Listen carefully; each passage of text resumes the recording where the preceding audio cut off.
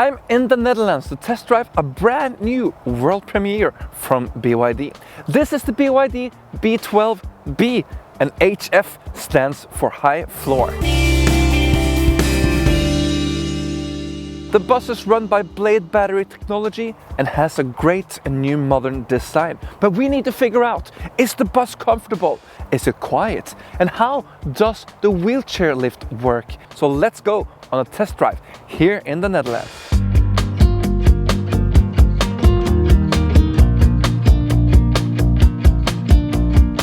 It's time to fasten the seatbelt. Plug it in. I have an armrest here on both sides. Even have the butt heater on. Let's try to adjust the steering wheel. And there is no electronic steering wheel changer for this driver panel. It's a good old handle, which is surprising because everything else is so modern in a brand new electric bus. Oh, big handle. And I can do this. It starts to become very good to drive Chinese buses, but I wonder when we can get good driver adjustment possibilities, because the steering wheel, I think when I drive now, it feels like I'm driving a very flat steering wheel. I want to have more towards me. I can sit more comfortable, just like a passenger car. What is good here is that not like the dashboard that follows everything. So now you have an independent adjustment for the steering wheel. It shouldn't be very hard to make a little tilt function, so you can just make it more convenient and easy to drive. Oh, can I turn the seat? Oh, look at the side window. Big, huge. I can see every little thing down here to my left. It creates a big and light environment. This is very fantastic. Digital mirrors on both sides, wide angle down, and a big standing mirror on top. Hello. But what we saw yesterday when we drove in the nighttime, the lighting is so bright in the mirrors. So when you are driving completely normal, people think that is a car straight behind me. There is some sensitivity problems in these mirrors. We are in a prototype, but I think they still need to develop the night vision on these cameras. And I see that one of the cameras have more brightness than the other. There is something that is not completely correct here yet. To my right, we have a big look-alike iPad. Here we can adjust the temperature, we can turn on the radio, the music, door buttons here to your right. We have climate controller, tachograph, DNR, the transmission, backwards, reverse and drive, and start and stop the engine. Function buttons to the left, we can adjust the lighting inside, and then we also have the kneeling functions and the electronic handbrake. But you cannot just push the throttle and start driving, you need to release it. I would love to have a function when you just push the throttle, the bus starts to roll, even though you have your handbrake on. The display is modern and nice. To the left you will see how much energy you're using or regenerating. To your right you see the kilometers per hour, and in the middle right now we have the tire pressure meters. And you can of course change this parameter very easily by doing just a tiny little task. Release the seatbelt, take up the steering wheel, find the key, open the door. Very easy task. I attached the whole door, it was not on purpose. Then I have to look at the screen. And it changes. Now I can change to tire pressure, how much fuel I have for the Webasto, and a screen for the rig operation. Then I have to rebuild the bus.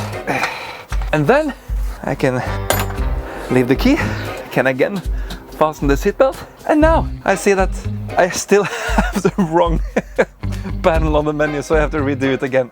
Well, I don't want to do that. But this is a prototype, so of course I'm joking a bit now with BYD, but they will make this as a button on the steering wheel.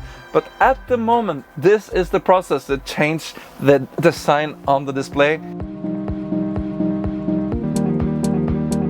Tom is filming another bus today, so my camera woman just become a grandmother. Congrats! Bussmagasinet bring people to life. 2 weeks too early. Oh, so you just... I'm curious of this world. Well, let's take this bus out on the road. And I'm driving the world premiere. I have a very big side window, as we just talked about. It's a big and light side window, and it's electrical, so I can open it up just by a button. Very loud.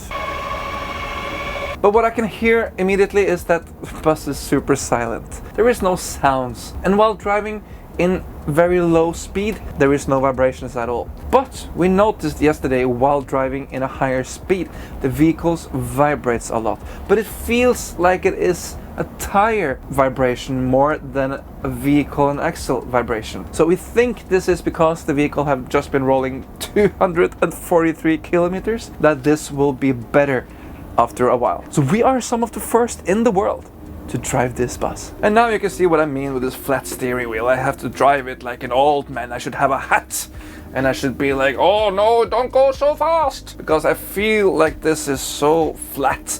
What BYD is great for, they listen to us. Everything we have said on the previous models we have been test driving. We want bigger side windows.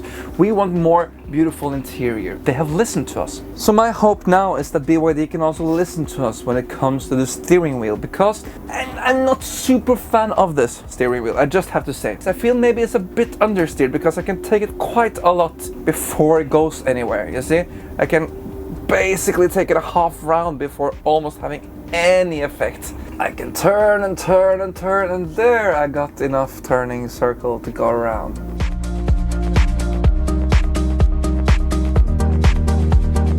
So here we have the fridge, and inside here you have fresh Coke and something to drink. It's a nice thing because it's the first time I can see a fridge in a BYD bus. Let us take a look at the interior. Here you can see the brand new seats. And one thing I like with the seats is that you can rest it backwards. That's maybe also something I haven't seen in a BYD bus before. One thing I don't like with it is a very thin plastic. If you got stuck here, you break it off immediately. Another thing I can see on this bus, that all the seats is quite high. So when you are sitting in the back, you will only see the back part of the seat. You will not have the big view as I wish you could have. If I was the designer of this bus, I will make the floor raising up. So you have like a theater floor. Here you have a completely the same level all the way from the beginning to the back. And that together with seats that I feel is a little bit too high, block the view and also make it a little bit narrow inside of the bus. As you can see, you have the aisle in the bus all the way to the back, and I feel that it's like a big step up to the seat. And for people that are a little bit elderly or that don't move that easy around, this is a little bit too high for them. This seat looks quite okay, but it's really a stiff seat. It's very close to feels like you are sitting in a plastic seat, because even if you have the foaming here, it's so thin and so hard that you can feel all the bumps in the road. We can try to rest now. I now have a relaxing position. You have a seat belt. That's important when we are driving. 2-point seat belt here. The armrest is following the seat, so you see it's not the right position for me at all. You have a beautiful light. You can change the color. Now you have the blue-green color. You have a rack where you can put some of your belongings on. You have the fresh air, you have the lighting, you have the stop button. You can see I'm sitting all the way back. I have only the rear window just behind my head, and I'm surprised because I have been to so many buses, BYD buses and other brands that have battery packs in the back, so they have to move the seats at least a half meter or maybe 1 meter to the front. You're losing so much space, but here you can see you have all the interior space used for what they should use it for. That's for passenger and your belongings. And what do you think about this bus? I'm going to create a lot of reels and TikToks, so if you want to check it out, check out our Instagram and TikTok and subscribe to this channel. I know it's a lot of things to do, but it helps us a lot. When you fully charge this bus, you can charge it for 500 kilometers. You can charge it by plug-in charge. You can also charge it by a pantograph. It depends all on how you order the bus. It's a flexible vehicle, and I really wonder if we will see this BYD bus in a 3-axle version as well. If you want to come to the Scandinavian market, for example, the 3-axle is essential. I'm going to back into a little bit narrow side road. So let's see how the mirrors will do. Turn it into reverse. And now we see the privilege of the digital mirrors, because look, this little iPad thing is now a big reversing camera. Not only a big reversing camera, it also is a 360 camera. The graphic is not ready yet since this is a prototype, so now it's just a big black box. So we have 1, 2, 3, 4, 5, 6 cameras to show me where to back up. So if I don't manage this, I will deliver my license right back to my Norwegian government. Please make this work. So I have great vision. I can see to my mirrors on the side that I have no obstacles. Here I have a cinema screen, so I see that everything is just brilliant. Look at this, how simple and easy. I don't even have to use this because the side mirrors are good enough. But here I have a great clear vision of everything happening behind me. Easy. Grandmother. I think these lights are beautiful. Don't you think so as well? But the problem is in nighttime, they're crazy bright. When we were driving yesterday, all the cars we met, they were blinking us and like, hey, take down the high beam. We were only driving with a normal lighting. And when you try to take it down to parking, it's still super bright. So there is a brightness problem, but I don't think that's only with BYD. When I meet Yutong buses, when I meet Teslas, when I meet new electric Audis or whatever, it's always this bright light, and it's horrible to meet electric vehicles on the road. For me at least, I don't like it. I don't know if you have the same experience, but there is something with electric headlights these days that I really don't enjoy. We need to take a look at the front door. It's 1+2 door solution here, and as you see, it's big and wide. It's very easy to enter this bus, but take a look here. 1, 2, 3, 4 steps into the bus. The distance from the first step to the next step to the third step are not similar. So I wonder why they had to make it like this. For me, it's very convenient to have similar steps, because when you now take the first step, you do the next one. You take a higher step to the third one, but there is no one. I think this can create situations, and maybe even worse when you go out, because then you will get step there, a bit lower, and here it doesn't come yet. That can create situations. I'm not so pleased about that. What I am pleased with is this handle. Many coaches that you have to do a two-handle maneuver. You have to hold it here, push it in. Look now, I can bye. Easy with one hand. Super easy. There's always an alarm when I open this hatch. And as you can see, there is not a massive luggage compartment here. There is a big construction under here to keep the aisle as low as it is. You can leave something here. With the 3-axle, you will have more space. And then we are back to the problem again here. Here I can understand why the steps are uneven, because here we have the wheelchair lift. And then you have 2 smaller steps on top. But why should that affect the first entrance steps? So I just wish BYD could make all the steps in an even and good position, so we don't get anyone to trip and fall when they're entering and exiting the bus. I want to try the wheelchair lift on this bus. Here we have a very simple controller. You push up, down, in and out.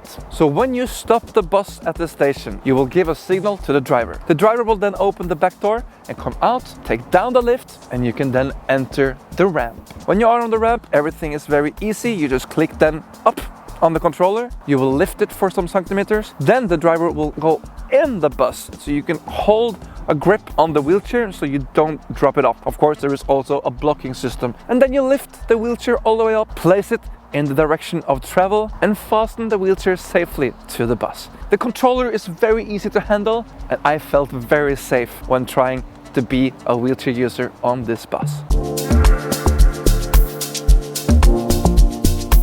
So all in all, I think this bus has something to come with.